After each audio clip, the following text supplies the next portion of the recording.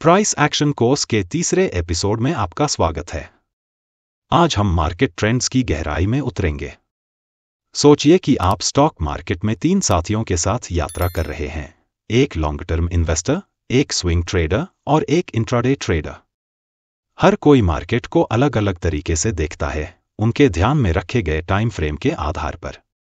अगर आप उनसे पूछेंगे कि वर्तमान में क्या ट्रेंड चल रहा है, तो आपको अलग अलग जवाब मिलेंगे। इन्वेस्टर कहेगा बुलिश, स्विंग ट्रेडर को मार्केट साइडवेज लगेगा और इंट्राडे ट्रेडर को बेयरिश ट्रेंड दिखेगा। क्यों?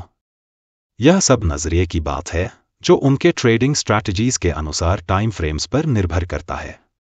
जब आप टाइम फ्रेम बदलते हैं, तो आपका मार्केट ट्रेंड का दृष्टिकोण भी बदल सकता है। एक ट्रेंड सिर्फ मार्केट की एक निश्चित अवधि में दिशा होती है। हम देखते हैं 1 short term, 2 mid term, 3 long term. ये ट्रेंड्स अलग अलग टाइम फ्रेम्स में आते हैं और ट्रेडर्स की मार्केट के प्रति परसेप्शन को प्रभावित कर सकते हैं। स्टॉक मार्केट में आमतौर पर 3 तरह के ट्रेंड्स दिखते हैं। एक अप ट्रेंड, जब मार्केट ऊपर की ओर बढ़ता है। 2 डाउन ट्रेंड, जब मार्केट नीचे की ओर गिरता है। 3 साइडवेज ट्रेंड, जब मार्केट एक संकीर्ण दायरे में चल रहा हो, बिना किसी महत्वपूर्ण अपवर्ड या डाउनवर्ड डायरेक्शन के। तो आप इन ट्रेंड्स को पहचानते कैसे हैं? यहां ट्रेंड लाइंस मददगार होती हैं। ट्रेंड लाइंस खींचना महत्वपूर्ण होता है, क्योंकि इससे आप ओवरऑल डायरेक्शन को पकड़ सकते हैं, चाहे मार्केट ऊपर जा रहा हो, नीचे गिर रहा हो या साइडवेज चल रहा हो। लेकिन इसमें एक ट्विस्ट है, इन ट्रेंड्स के अंदर प्राइस स्विंग्स भी होते हैं। इसे मार्केट की सांस लेने जैसी स्थिति समझें।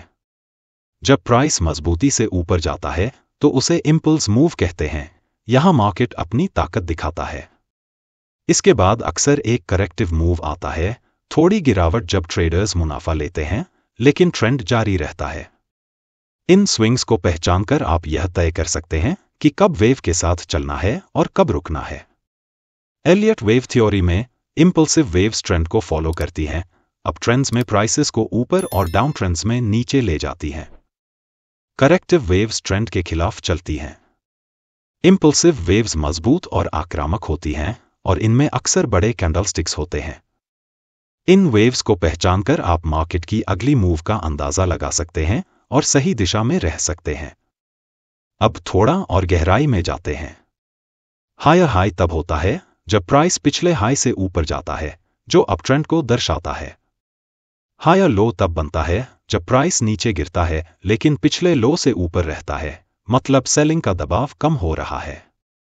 इसके विपरीत लोअर हाई एक कमजोर वृद्धि दिखाता है और लोअर लो एक डाउन ट्रेंड को दर्शाता है, जब प्राइस पिछले लो से नीचे गिरता है।